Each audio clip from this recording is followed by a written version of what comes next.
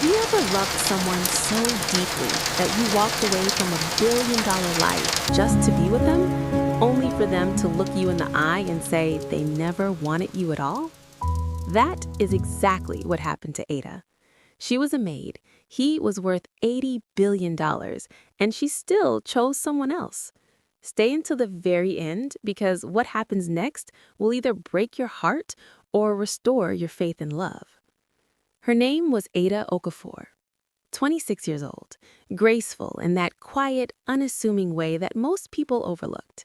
The kind of beauty that did not announce itself, that crept up on you slowly, like a song you couldn't get out of your head long after it had ended. She had been working as a live-in maid for the Ediemi household for 3 years.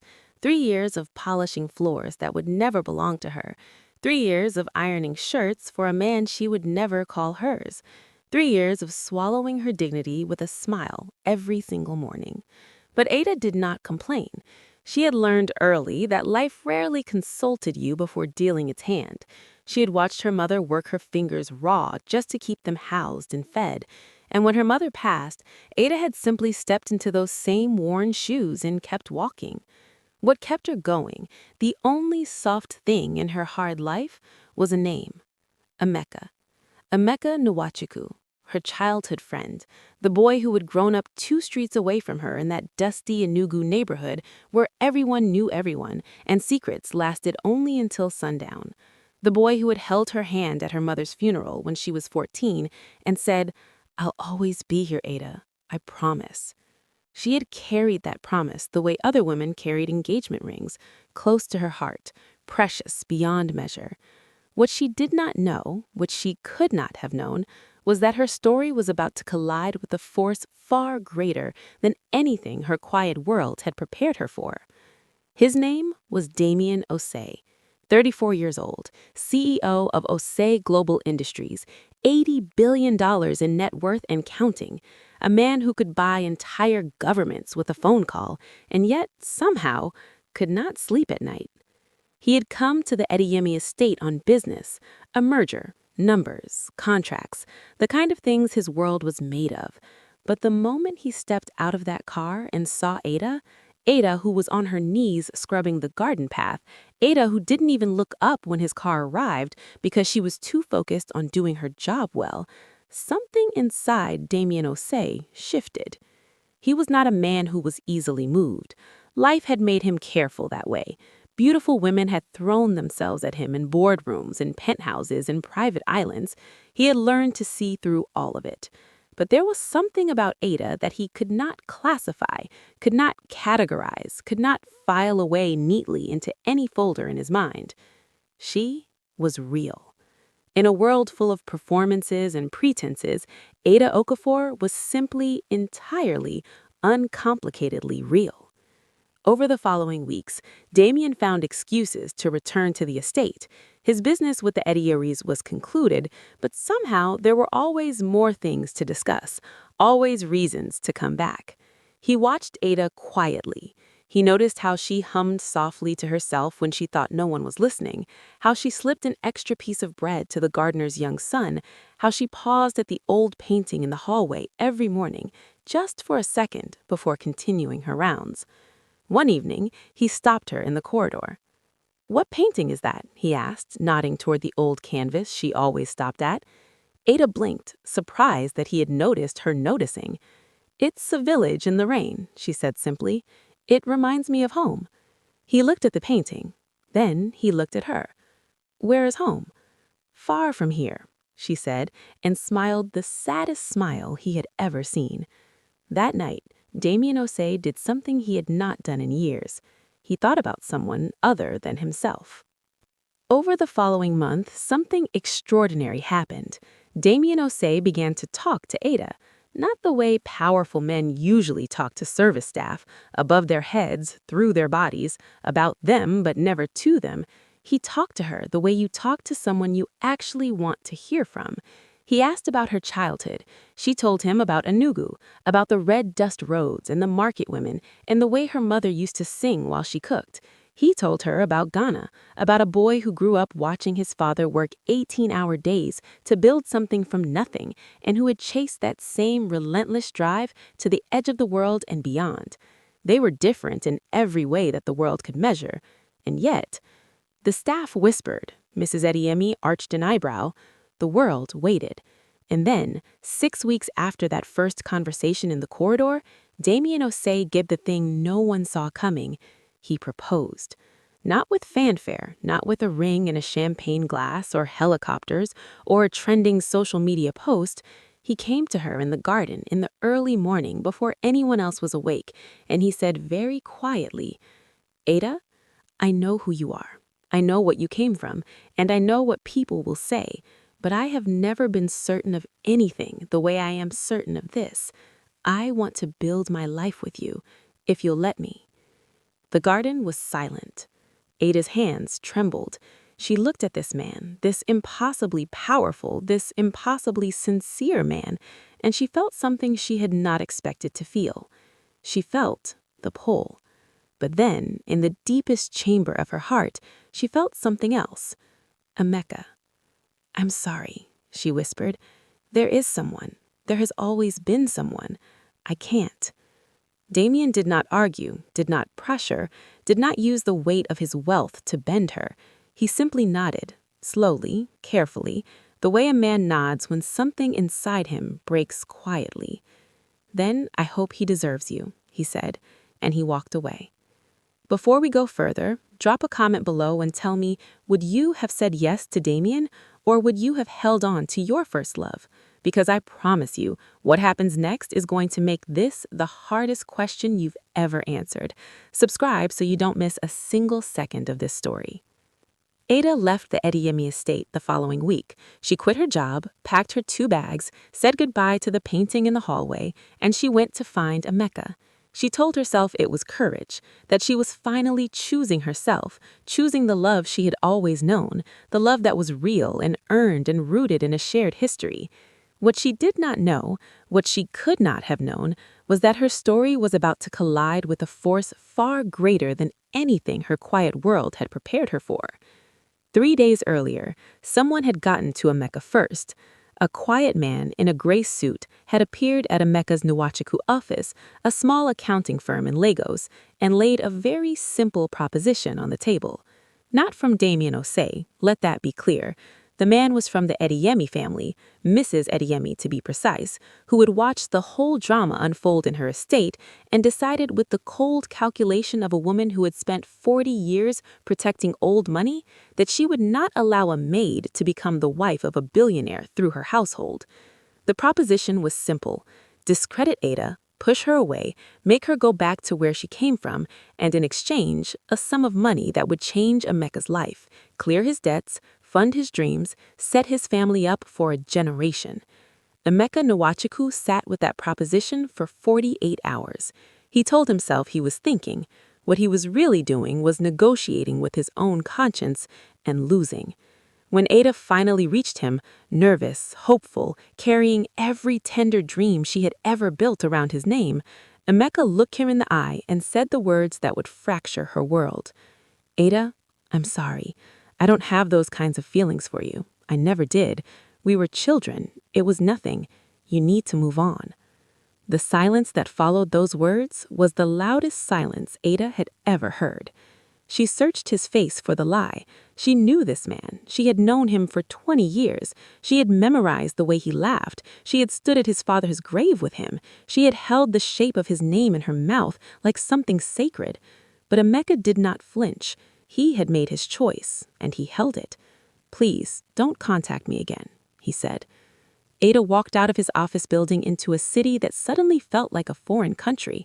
She had no job, no place to go, no man, no plan. She had exactly 2 bags, 63,000 naira, and a heart that had been hollowed out clean. The house on Musa Street had been empty for 7 years. It had belonged to Ada's aunt, a woman who had died without children and without a will, and whose property had since been swallowed by bureaucracy and dust. Ada had visited it once as a child. She remembered a garden with yellow flowers. She remembered laughter through open windows. Now she stood in it alone, the walls stained with years of neglect, the floors warped and uneven, and she told herself, "This will do." Because Ada Okafor was not the kind of woman who sat down and wept when the world knocked her flat. She was the kind of woman who got back up and cleaned the floor she had fallen on. She spent her savings on basic repairs. She found small cleaning jobs in the neighborhood. She planted things in the cracked garden, tomatoes, peppers, small stubborn things that grew in unlikely places. From the outside, it looked like survival. From the inside, if you knew where to look, if you sat with her in the silence at 2 in the morning when the neighborhood was asleep and she was still awake, it looked like grief. She grieved Emeka. Not just the rejection, but the 20 years of certainty that had been unraveled in one afternoon. She grieved the version of herself who had been so sure, who had been so willing to believe that love remembered was love preserved. She grieved quietly, she grieved alone, and she tried not to think about a man in a bespoke suit who had once sat in a garden with her and listened to her talk about red dust roads. This is the part of the story that nobody talks about, the aftermath. The part where you're sitting in your wreckage wondering how you got here. Have you ever been there? Tell me in the comments. And if you haven't subscribed yet, do it now, because Damian Osei is about to come back into this story in a way that will leave you breathless. 6 months after Ada moved into the abandoned house on Musa Street, Emeka Nwachukwu's money ran out. Not the money from Mrs. Adeyemi. That had been deposited cleanly, quietly, irrevocably. It was something else that dried up. His peace. It started small. He found himself reaching for his phone to call Ada and then remembering he couldn't. He found himself unable to enjoy meals that used to bring him pleasure. He dreamed of the look on her face when he said those words, and he woke from those dreams drenched in something that wasn't just sweat. He started drinking.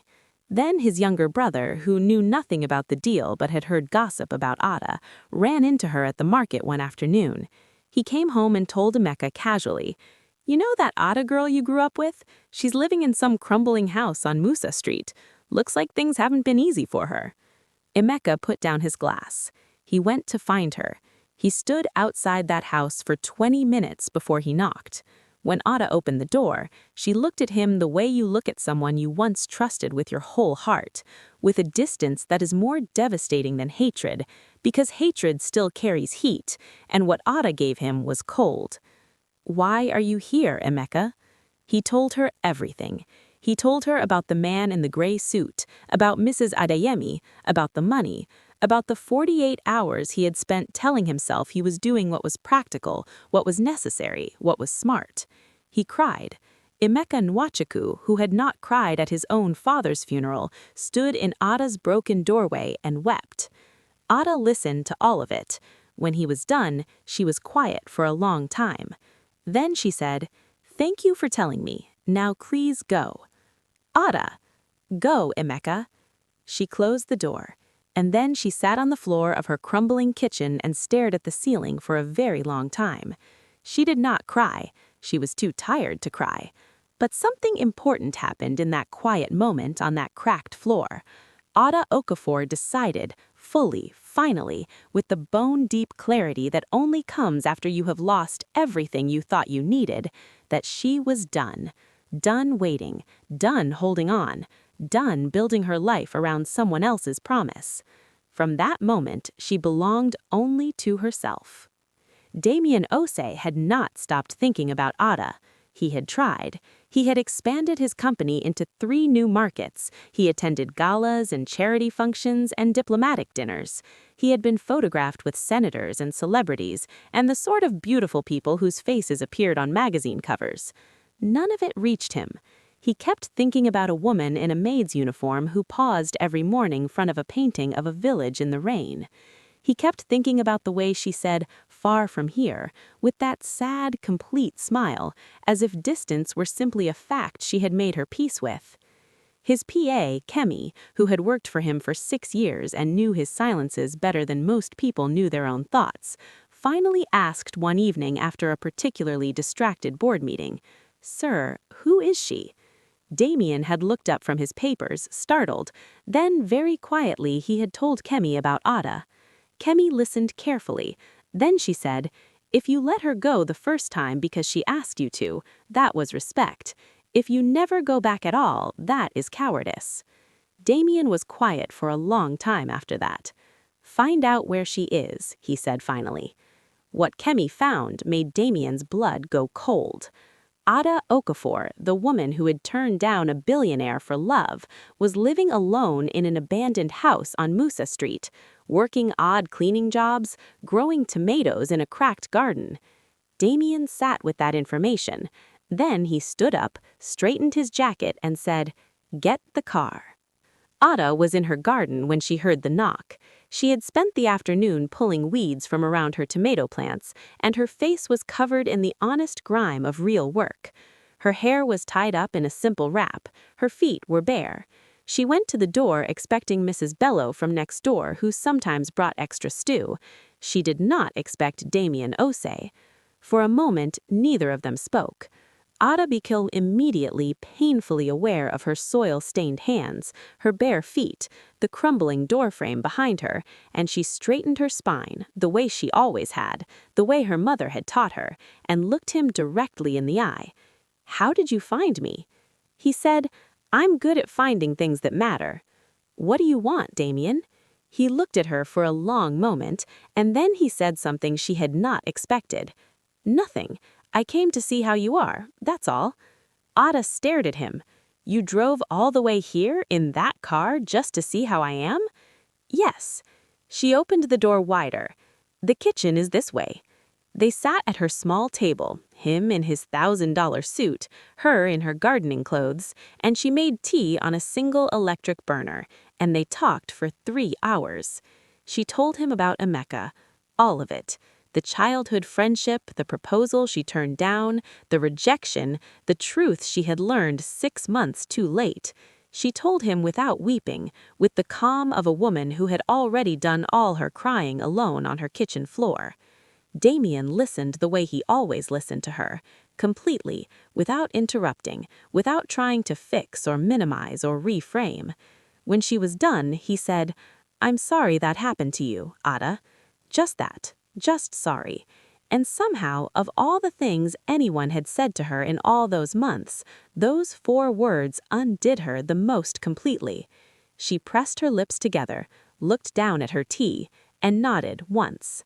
He left an hour later, but before he got into his car, he turned back and said, "I'd like to come back, if that's all right with you." Ada thought about it for a moment. A real moment, not the polite pause before a socially expected answer. Then she said, "All right." He came back. Not with grand gestures, not with flowers that cost more than her monthly expenses or reservations at restaurants where the menus had no prices. He came back with himself. He came on a Tuesday evening with a bag of groceries and offered to cook. He came on a Saturday morning and helped her repair the broken front gate without being asked. He came on a Sunday and sat in her garden and read while she weeded around the tomatoes, and neither of them felt the need to fill the silence. Slowly, so slowly it almost didn't feel like it was happening, Ada's heart began to do something new. It began to rest. She had never known love as rest before. She had known love as longing, as a held breath, a clenched fist, a constant low-grade ache. She had known love as something you waited for, something you earned, something that was always slightly out of reach. What Damian offered was different. It was the love of someone who had already decided, who was not performing or pursuing or strategizing, who showed up on Tuesdays with groceries and Saturdays with tools and Sundays with quiet companionship because that was simply what he wanted to do.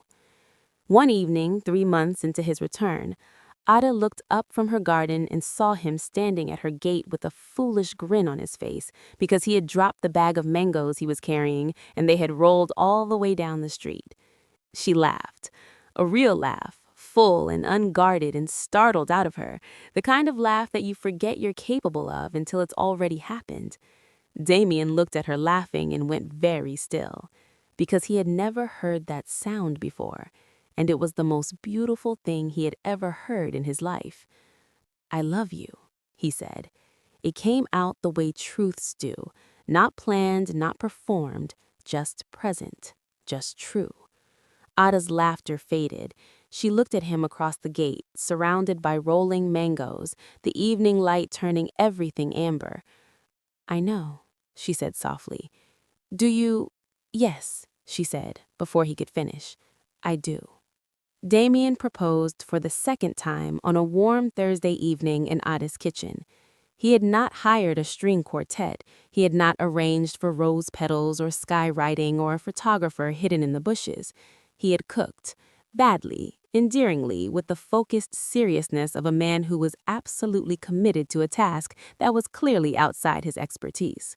He had made jollof rice that was slightly burnt at the bottom and fried plantain that was either too soft or too crisp, depending on which piece you picked, and a chicken stew that was, if you were being generous, bold.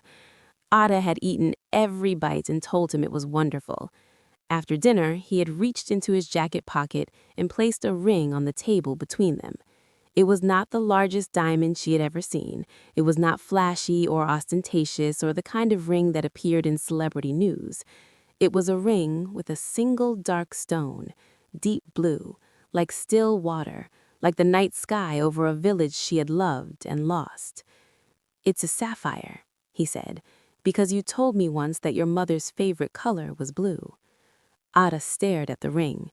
She had said that, once, briefly, in a conversation months ago that she had not imagined he would hold. He had held it. "Ada Okafor," he said, and his voice, for the first time since she had known him, was unsteady. "I am not going to promise you a perfect life. I am going to promise you an honest one. I am going to promise you that I will show up on Tuesdays and Saturdays and Sundays and every messy, complicated day in between. I am going to promise you that I will remember the things that matter to you because you matter to me, completely, more than anything I have built or owned or achieved." He picked up the ring. "Will you marry me?" Ada looked at this man, this impossible, improbable, entirely unexpected man who had found her in an abandoned house with tomatoes in the garden and soil on her hands and no reason to believe in love anymore, who had come back not to rescue her, but simply to be near her, who had remembered her mother's favorite color. "Yes," she said. He slid the ring onto her finger, and for the first time in longer than she could remember, Ada Okafor felt completely, undeniably, irreversibly found. They married on a Saturday, not in a cathedral, not in a five-star hotel with 1,000 guests and a press release. They married in a garden, a real garden with real dirt and real flowers, surrounded by the people they actually loved. Mrs. Adeyemi was not invited. Inyeka Nwachukwu watched the wedding photos appear on social media from a bar he had been frequenting too often. He ordered another drink. He sat with what he had done and what he had lost and what money had bought him, which was, when counted honestly, very little of what mattered. Ada stood under the afternoon sky in her deep blue dress and looked at the man across from her, this impossible, improbable, entirely unexpected man who had found her in an abandoned house with tomatoes in the garden and soil on her hands and no reason to believe in love anymore, who had come back not to rescue her, but simply to be near her, who had remembered her mother's favorite color. "Yes," she said. He slid the ring onto her finger, and for the first time in longer than she could remember, Ada Okafor felt completely, undeniably, irreversibly found. When Damian said his vows, he included one line that nobody had written for him. "I am not here because you are perfect. I am here because you are real, and real is the only thing I have ever wanted." Ada pressed her lips together, blinked rapidly, nodded.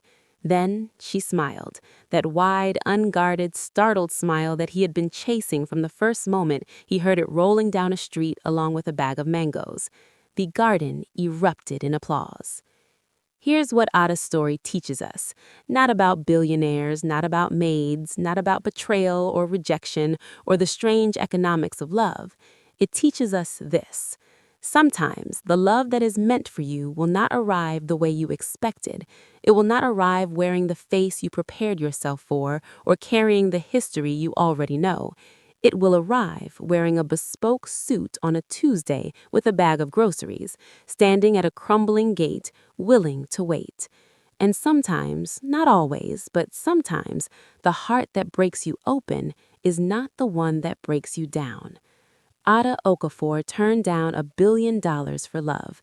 And then love, the real, patient, mango-dropping, burnt jollof rice kind of love, came and found her anyway, in an abandoned house with tomatoes in the garden and soil on her hands. That is the thing about love that is true. It doesn't care where it finds you. It only cares that it does. If this story moved you, if any part of Ada's journey felt like something you have lived or something you have feared, drop a comment below and tell me which moment hit you the hardest. Was it the rejection, the abandoned house, the burnt jollof rice, or the sapphire ring in the color of a mother's favorite blue? Tell me in the comments. And if you are not subscribed yet, do it now, because every week there is a new story here. Stories about real love, hard choices, quiet courage, and the stubborn human capacity to begin again. Until next time, remember, the right love will find you, even in an abandoned house, even with soil on your hands.